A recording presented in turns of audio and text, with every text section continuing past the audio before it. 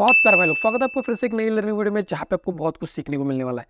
तो आज हमारा 17th एपिसोड है एसएल हंटिंग सीरीज। तो 2024 में अगर आपको प्रॉफिटेबल ट्रेडर बनना है ना, तो आपने सही वीडियो के ऊपर क्लिक किया है, क्योंकि वीडियो के एंड तक आपको बहुत कुछ सीखने को मिलने वाला है। और वीडियो के एंड में आपको यह समझ में आएगा कि कब मार्केट बायर्स के एसएल को ट्रैप करता है और कब मार्केट सेलर्स के एसएल को ट्रैप करता है। और अगर आपको फ्री में ई बुक चाहिए मेरी तरफ से, तो फेसबुक पे मुझे मैसेज करना, मैं आपको ई बुक की जो लिंक है ना वो सेंड कर दूंगा भाई लोग। इसके साथ वीडियो के एंड में मैं आपको क्वेश्चन भी पूछने वाला हूँ, देखते हैं कितने लोग उस क्वेश्चन का आंसर दे पाते हैं। तो वीडियो को हम लोग यहाँ से स्टार्ट करने वाले हैं। आप इन डिटेल में मैं आपको बताने वाला हूँ कब मार्केट बायर्स के एसएल को ट्रैप करता है और कब मार्केट सेलर्स के एसएल को ट्रैप करता है। अब यहाँ से ध्यान से देखना है आपको। अब हम लोग क्या करेंगे, थोड़ा सा यहाँ से ऊपर जाएंगे, ठीक है। अब मार्केट मान लो यहाँ पर है। अब मैं यहाँ पे कॉल को बाय करूंगा या फिर पुट को बाय करूंगा, अभी डिपेंड किस पे करता है ना ये मार्केट। अब ध्यान से देखो, यहाँ पे अगर मैं आपको क्वेश्चन पूछ रहा हूँ, ऐसे समझो कि यहाँ पर अगर मार्केट है, ठीक है, अब मार्केट आ गया और यहाँ पर है, ठीक है। अब यहाँ पे आप लोग कॉल की पोजीशन बनाओगे या फिर पुट की पोजीशन बनाओगे, अभी डिपेंड किस पे करता है मुझे बताओ। एक तो प्रीवियस चार्ट के ऊपर भी डिपेंड करता है, लेकिन ज़्यादा से ज़्यादा किसके ऊपर डिपेंड करेगा, ये अप ट्रेंड है या फिर डाउन ट्रेंड है। क्योंकि अगर मैं ट्रेंड के साथ हूँ, ट्रेंड इज योर फ्रेंड, अगर ट्रेंड के साथ हूँ तो ज़्यादा पैसा कमाओगे, और ट्रेंड के अगेंस्ट जाओगे मतलब जो चलती रेल होती है ना उसके आगे जाने के जैसा है। तो हमें कभी भी ट्रेंड के अगेंस्ट नहीं जाना होता, ट्रेंड के साथ जाना होता है। अगर ट्रेंड अप ट्रेंड में है और मार्केट यहाँ पे मुझे अगर कॉल की पोजीशन बन रही है तो मैं कॉल की पोजीशन बनाऊंगा, और अगर मैं पुट की पोजीशन बना रहा हूँ तो बहुत स्मॉल सा प्रॉफिट लेके मुझे एग्जिट करना पड़ेगा। तो हमेशा आपको याद रखना है कि ट्रेंड इज योर फ्रेंड और ट्रेंड के साथ ही जाना है, ट्रेंड के अगेंस्ट कभी भी आपको ट्रेड नहीं करना, ठीक है। इतना समझ गए आप लोग। आप ध्यान से देखो, अगर मार्केट अप ट्रेंड में, ठीक है, अगर आप नेक्स्ट वीडियो में बोलोगे कि डाउन ट्रेंड के ऊपर भी वीडियो बनाओ, तो उसके ऊपर भी मैं इन डिटेल में वीडियो बनाऊंगा। आज का जो वीडियो है हम लोग अप ट्रेंड में मार्केट बायर्स और सेलर्स को कैसे ट्रैप करता है ना, इसके ऊपर बनाने वाला हूं मैं, क्योंकि मैं क्वालिटी के ऊपर फोकस करता हूं भाई लोग, क्वांटिटी के ऊपर नहीं। अब देखो मार्केट अप ट्रेंड में, ठीक है, अगर मार्केट अप ट्रेंड में है तो यहाँ पे ध्यान से देखो, अगर मार्केट को फिर से ऊपर जाना है मतलब ट्रेंड को कंटिन्यू करना है, तो मार्केट के पास दो रास्ते होते हैं। पहले एक तो मार्केट सेलर्स की एसएल क्रिएट करे ऊपर, तब जाके मार्केट इजीली फिर ट्रेंड को कंटिन्यू कर सकता है। या फिर दूसरा जो बहुत इंपॉर्टेंट होता है, बहुत से लोगों को यही नहीं पता होता, कि मार्केट एक बार बायर्स को निकाले, ठीक है, या फिर बायर्स के एसएल हिट करे, तब जाके मार्केट फिर से ट्रेंड कंटिन्यू करता है, ठीक है। अभी इन डिटेल में चार्ट के ऊपर दिखाने वाला हूँ, बस इतना सा कंसंट्रेशन के साथ समझो कि मैं आपको क्या समझाने वाला हूँ। कि अगर मार्केट को अप ट्रेंड मतलब ट्रेंड को अगर कंटिन्यू करना है, मार्केट को अगर मार्केट को ट्रेंड को कंटिन्यू करना है, मतलब अप ट्रेंड में मार्केट है, अगर मार्केट को फिर से ट्रेंड कंटिन्यू करना है, तो मार्केट के पास दो ऑप्शन है। पहला कि मार्केट को एक तो सेलर्स के एसएल फिर से क्रिएट करने पड़ेंगे ऊपर की साइड, मतलब इजीली मार्केट ऊपर चला जाएगा, इजीली चला जाएगा। या फिर सेकंड ऑप्शन क्या है कि मार्केट एक बार बायर्स को निकाले, या फिर बायर्स के एसएल होते हैं ना उनको हिट करे, या फिर बायर्स को ही मार्केट से निकाले, तब जाके मार्केट इजीली ऊपर चला जाएगा, ठीक है। ये दो ऑप्शंस होते हैं मार्केट के पास में, मतलब मोटा मोटा दो रास्ते होते हैं, ठीक है। अब यहाँ पे हम लोग नीचे जाएंगे, ठीक है। अब इतना समझ गए आप लोग कि मार्केट के पास दो रास्ते होते हैं। अब ये मार्केट मतलब ये जो अभी स्ट्रक्चर बना हुआ है, ये मार्केट अभी जो है यहाँ पे दिख रहा है चार्ट पे, वो अप ट्रेंड में है या फिर डाउन ट्रेंड में, कैसा देखना होता है, थोड़ा सा ऐसा जूम करके देखो आप लोग, आपको समझ में आएगा कि ये मार्केट अभी अप ट्रेंड में है, ठीक है। अब अप ट्रेंड में आपको दिख रहा है ना, अप ट्रेंड में मार्केट, देखो ध्यान से, मार्केट क्या कर रहा है, अप ट्रेंड में जा रहा है, अप ट्रेंड में जा रहा है। अब मार्केट यहाँ पे ओपनिंग यहाँ पे होगी। अब यहाँ पे ध्यान से देखो, ठीक है, यहाँ पे ध्यान से देखो, टाइम फ्रेम मैंने जानबूझ के थोड़ा सा ज्यादा लिया है, मतलब 3 मिनट का टाइम फ्रेम है। अब यहाँ पे ध्यान से देखो, मैंने क्या कहा, अगर मार्केट अप ट्रेंड में है, ठीक है, अप ट्रेंड में है, तो ट्राई करोगे कॉल साइड जहाँ पे पोजीशन बनेगी ना, तो वहां पे बनाने की। या फिर ऐसा बोलूं कि अगर मार्केट अप ट्रेंड में है, तो मार्केट का अगर ट्रेंड कंटिन्यू करना है, तो मार्केट के पास दो रास्ते हैं। फिर से मैं रिपीट कर रहा हूँ ताकि आपको सब कुछ समझ में आना चाहिए भाई लोग। अगर मुझे आप टाइम दे रहे हो ना, तो मैं भी आपको बहुत कुछ सिखाऊंगा और वो बहुत धीरे धीरे समझाऊंगा, ताकि आपको सब कुछ इन डिटेल में समझ में आए। अगर मार्केट को अगर ऊपर जाना है, तो मार्केट के पास दो रास्ते हैं। पहला, एक तो सेलर्स के एसएल क्रिएट करे, या फिर सेकंड बायर्स को एक बार निकाले, बायर्स के जो एसएल होते हैं ना उनको निकाले एक बार मार्केट से, फिर इजीली ऊपर जा सकता है, ठीक है। अब मैं पहले आपको सेलर्स के एग्जांपल दिखाता हूँ, फिर बायर्स के, मतलब मार्केट ने कहाँ पे सेलर्स के एसएल क्रिएट किए वहाँ पे थोड़े से एग्जांपल दिखाऊंगा, फिर बायर्स वाले जो जहाँ पे बायर्स के एसएल को टारगेट किया है ना, वो भी एग्जांपल दिखाऊंगा, ठीक है, ताकि आपको सब कुछ समझ में आए। अब यहाँ पे देखो, यहाँ पे डे लो का ब्रेकडाउन मतलब क्या है, डे लो का ब्रेकडाउन मतलब सेलर्स की एंट्री, और जब सेलर्स की एंट्री होगी तो ऊपर एसएल अवेलेबल हो जाएंगे। तो मतलब क्या है कि यहाँ से ट्रेंड कंटिन्यू हो सकता है, क्योंकि मार्केट अप ट्रेंड में है। तो मैंने आपको क्या कंडीशंस कही है, पहले एक तो मार्केट सेलर्स के यहाँ पे एसएल क्रिएट करे, क्यों करेगा, क्योंकि डे लो का ब्रेकडाउन हुआ है ना। अगर डे लो का ब्रेकडाउन होता है तो बहुत से लोग यहाँ पे सेल करने का ट्राई करेंगे।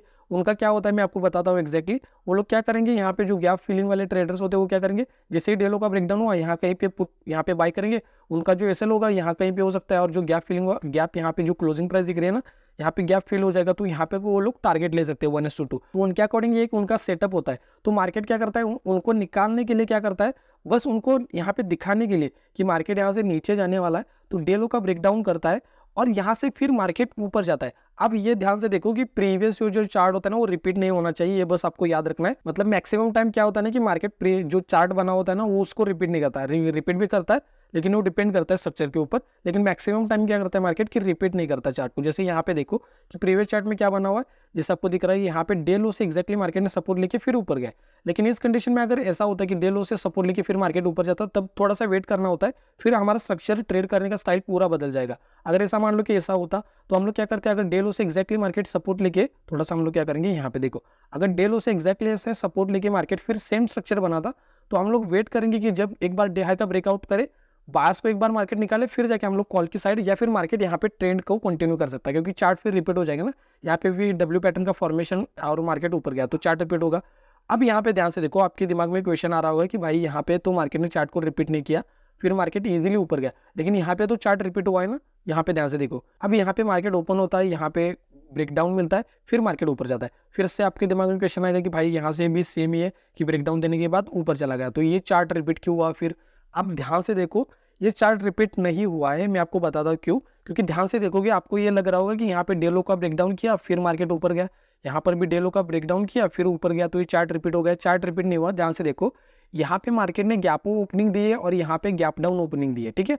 अगर ये गैप अप ओपनिंग होती है, मतलब समझो कि यहाँ पे गैप अप ओपनिंग है ना और यहाँ पर भी गैप अप ओपनिंग होती है और फिर डे लो का ब्रेकडाउन होता, तो प्रोबेबिलिटी होती है कि मार्केट थोड़ा सा अलग प्ले करता। हो सकता था कि यहाँ पे साइकोलॉजिकल लेवल है, यहाँ पे 43,500 का साइकोलॉजिकल लेवल नीचे है, तो क्या करता मार्केट, हो सकता था कि यहाँ पे डे लो का ब्रेकडाउन करता, फिर उनको ट्रैप करके साइकोलॉजिकल लेवल का ब्रेकडाउन करके फिर ऊपर जा सकता है, ऐसा भी बन सकता था।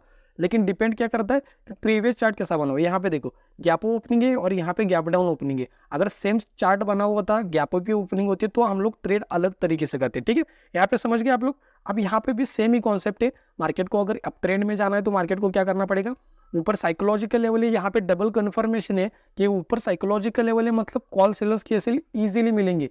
लेकिन कॉल सेलर एक्टिव कब होंगे, जब यहाँ पे जब सपोर्ट का ब्रेकडाउन होता है ना, तो सेलर्स ज्यादा एक्टिव होंगे। आप यहाँ पे गड़बड़ क्या करते हो ना, आप यहाँ पे देखो जैसे ही मार्केट यहाँ कहीं पे आएगा तो तुरंत आप लोग कॉल बाय करने का ट्राई करोगे, क्योंकि मार्केट पहले क्या कर देगा, सेलर्स को ज्यादा एक्टिव करने का ट्राई करेगा। क्योंकि मैंने आपको क्या कॉन्सेप्ट कहा है, अगर नेक्स्ट सपोर्ट कहीं पे बहुत पास में है ना, तो मार्केट क्या करता है, जो नेक्स्ट सपोर्ट होता है ना उसका भी ब्रेकडाउन करेगा और फिर ऊपर चला जाएगा। ये सिंपल सा कॉन्सेप्ट होता है, प्रीवियस वीडियो में मैंने आपको क्लियर में बता के रखा हुआ। अगर आपने प्रीवियस वीडियो नहीं देखा ना भाई लोग, तो आई बटन के ऊपर लिंक करके उसके ऊपर क्लिक करके वो वीडियो देखो, कि वहाँ पे मैंने इन डिटेल में बहुत कुछ आपको सिखाया है।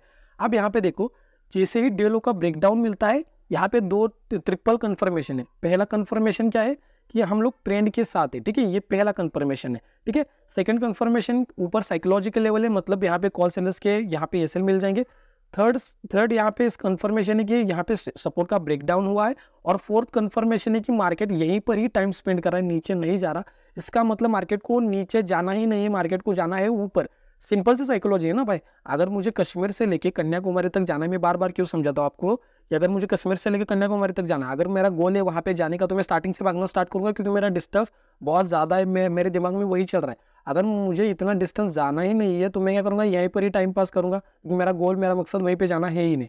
वैसे ही जैसे सपोर्ट का ब्रेकडाउन हुआ, अगर मार्केट का मकसद होता, ऑपरेटर का मकसद होता कि नीचे लेके जाए मार्केट को, तो वो पहले से ही लेके जाते हैं। अगर उनको नहीं जाना तो यहाँ पर ये टाइम स्पेंड करेंगे, फिर ऊपर चला जाएगा मार्केट। तो ये ट्रिपल कंफर्मेशन वाला ट्रेड था, ऊपर साइकोलॉजिकल लेवल है।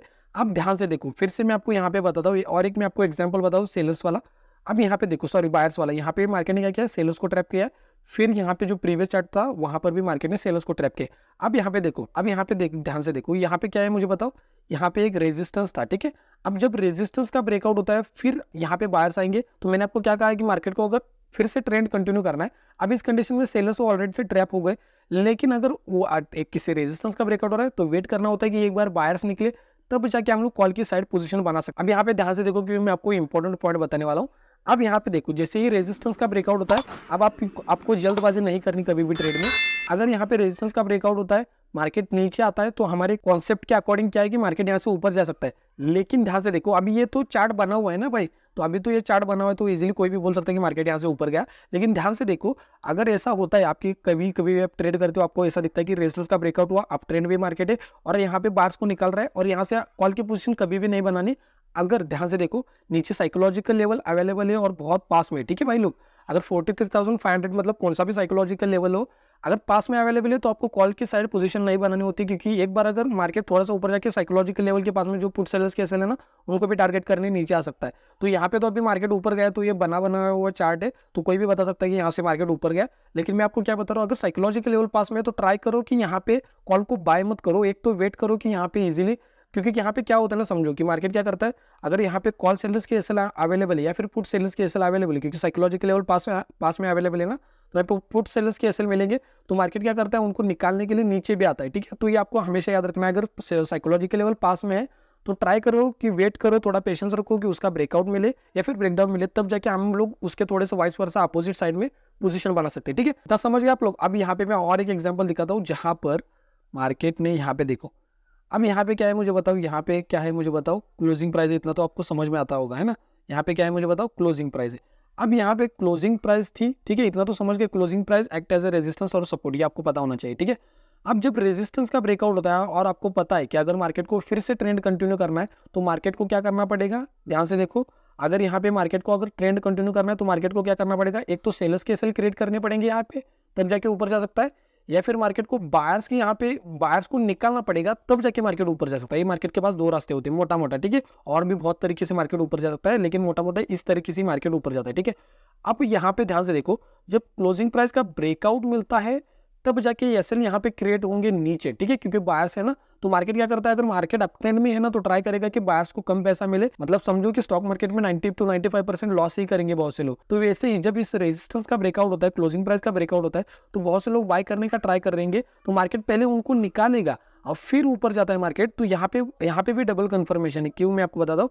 पहले तो मार्केट ने क्या किया, यहाँ पे थोड़ा सा हम लोग यहाँ पे ध्यान से देखो, यहाँ पे मार्केट ने पहले क्या किया मुझे बताओ, क्लोजिंग प्राइस थी यहाँ पे, क्लोजिंग प्राइस का यहाँ पे मार्केट ने क्या किया मुझे बताओ, ब्रेकआउट किया, ठीक है, क्लोजिंग प्राइस का ब्रेकआउट किया, तो क्लोजिंग प्राइस का ब्रेकआउट उनको निकाला।